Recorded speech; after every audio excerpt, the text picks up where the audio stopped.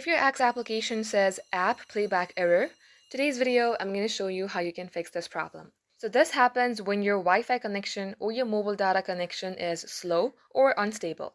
So make sure that you are connected to a very strong Wi-Fi connection. You can also switch it to your mobile data to see if it changes anything. Second thing is you have to update your app. Head over to your Play Store or App Store. At the top search bar, type in Axe. If you see update, tap on update and update your app. If you see open, tap on to open and then see if this fixes your problem. If it's still not working, then let's move on to our next step. Launch your settings, scroll all the way below, tap on apps. Here also search for Axe and then tap onto your Axe app. Scroll below, tap on storage.